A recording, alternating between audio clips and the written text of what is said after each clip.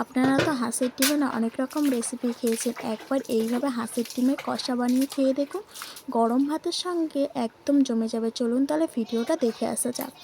বন্ধুরা, মামনির রান্নাঘরের রেসিপিতে আবারও আপনাদেরকে অনেক অনেক স্বাগত জানিয়ে আজকে আবার একটা নতুন রেসিপি নিয়ে চলে এসেছি। আজকে আমি হাঁসের ডিমের কষা বানিয়ে দেখাবো। পুরো ভিডিওটা আমার সঙ্গে থাকবেন, আশা করছি আপনাদের খুবই ভালো লাগবে। যে সকল বন্ধুরা আমার চ্যানেলে নতুন আজকে এসেছেন, অবশ্যই আমার চ্যানেলটা সাবস্ক্রাইব করবে। ফেসবুক পেজ থেকে দেখলে পেজটাকে ফলো করে দেবেন। চলুন তাহলে হাঁসের ডিমের কষাটা আমি কিভাবে বানাই, পুরো ভিডিওটা আমার সঙ্গে থাকবে। এখানে আমি দেশি হাঁসের ডিম নিয়ে নিয়েছি। প্রথমে জল দিয়ে দেব ডিমগুলো সেদ্ধ করে নেওয়ার জন্য। ধুয়ে নেব।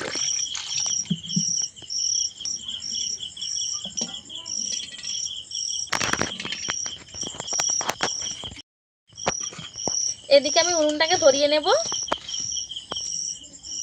ডিম সিদ্ধর মধ্যে হালকা আছে একটু নেড়ে দেব। থাক, আর ওদিকে আমি মশলাটা করে আসবো।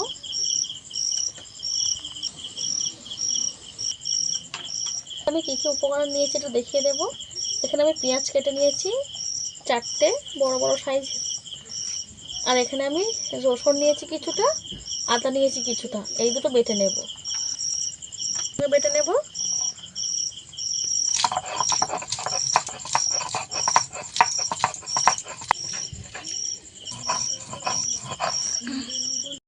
বেটে নিয়েছি, মিহি করে তুলে নেব। জিরে নিয়ে নিয়েছি গোটা, জিরেটাকে বেটে নেব। জিরাটা আমি মিহি করে বেটে নিয়েছি। আমি গোটা গরম মশলা নিয়েছি, বেটে নেব।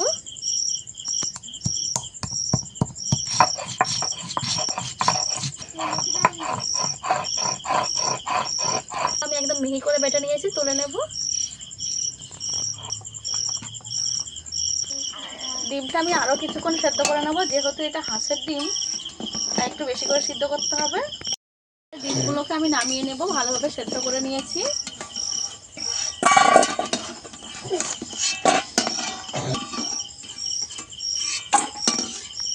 ঠান্ডা জল দিয়ে দিয়েছি। ডিমগুলোকে আমি ভালো করে ছাড়িয়ে নেব।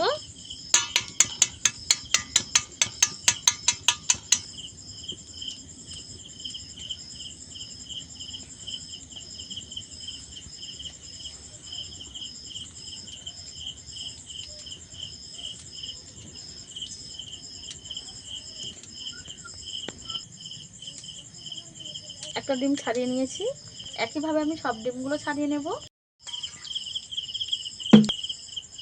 একে একে সব ছাড়িয়ে নিয়েছি।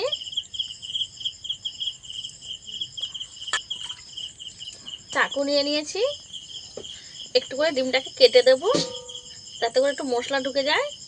এইভাবে সব দিকটা একটু এরকম চিড়ে চিড়ে দেব।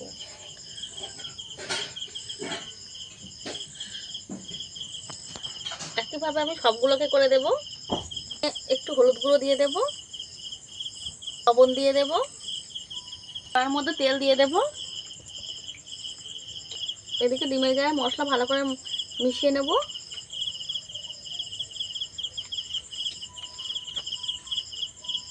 ডিম তেলের মধ্যে দিয়ে দেব। এখানে একটা ডিম হিমাংশু ছেড়ে দিয়েছে।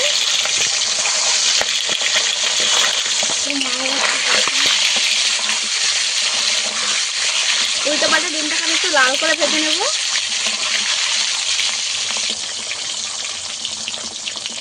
এগুলোকে আমি একটু ঘুরি ঘুরি ভেজে নেব যাতে করে ডিমের সমস্ত জায়গাটাই ভালোভাবে ভাজা হয়। আমি এইভাবে লাল করে ভেজে নিয়েছি, আর ভাজবো না, তুলে নেব।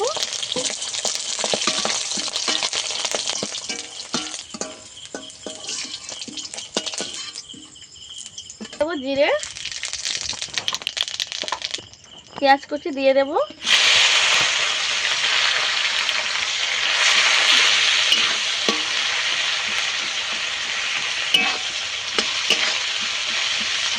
পেঁয়াজ কুচিটাকে আমি ভালো করে ভেজে নেব।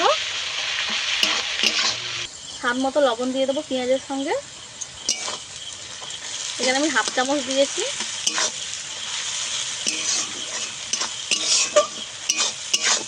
পেঁয়াজটা ঠিক এইভাবে ভেজে নিয়েছি, আরও একটু ভেজে নেব। ঠিক আমি এইভাবে ভেজে নিয়েছি। এবার আদা রসুন বাটাটা দিয়ে দেবো। 1 চামচ আদা রসুন বাটা দিয়ে দেবো।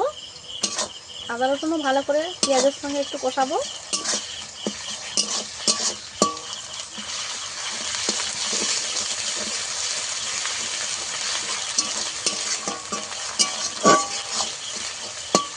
আদা রসুনটাও আমি ভালো করে ভেজে নিয়েছি। এবার এক একে গুঁড়ো মশলা দিয়ে দেবো।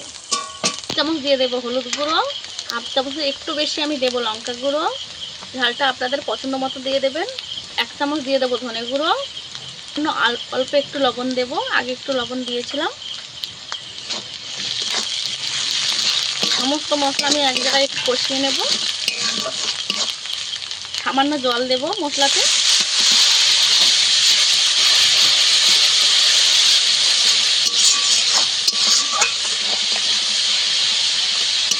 বেটে রেখে দিয়েছিলাম 1 চামচ দিয়ে দেব। ভালো করে মশলা থেকে যতক্ষণে না তেল ছাড়ে ভালো করে কষিয়ে নেব। তেল ছাড়তে শুরু করে দিয়েছে, আরও একটু কষিয়ে নেব। যত সুন্দরভাবে কষানো হবে ডিম কষাটা খেতে ততটাই সুন্দর লাগবে। এই যে মশলা আমার পুরোপুরি রেডি হয়ে গেছে, একটা ডিম দিয়ে দেব।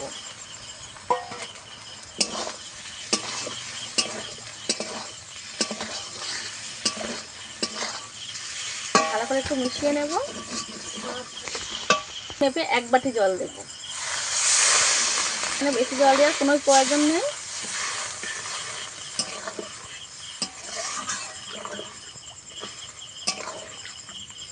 এই জলটা দিলেই হয়ে যাবে।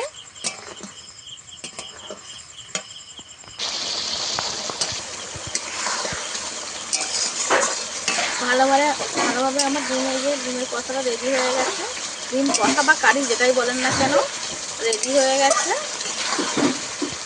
আমি গোটা গরম মশলা বেটে রেখে দিয়েছিলাম দিয়ে দেব। গরম মশলাটাকে দিয়ে একটু ফুটিয়ে নিয়ে নামিয়ে নেব।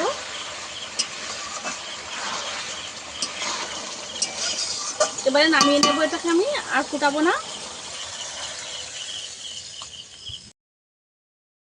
এই যে আমার ডিমের রেসিপি আমার রেডি হয়ে গেছে। দেখতে কত সুন্দর হয়েছে দেখুন বন্ধুরা। দেখতে যেমন সুন্দর, খেতেও কিন্তু অতটাই সুস্বাদু। অবশ্যই একবার বাড়িতে বানিয়ে খেয়ে দেখবেন, আশা করছি আপনাদের খুবই ভালো লাগবে। আমার এই ডিম কষার রেসিপিটা আপনাদের কাছে কেমন লেগেছে অবশ্যই কমেন্ট করে জানাবেন। ভালো লাগলে একটা লাইক শেয়ার সাবস্ক্রাইব করে আমার পাশে থাকবেন। আজকে ভিডিও এই পর্যন্ত। দেখা হচ্ছে নতুন কোনো ভিডিও নিয়ে। ততক্ষণে ভালো থাকবেন, সুস্থ থাকবেন।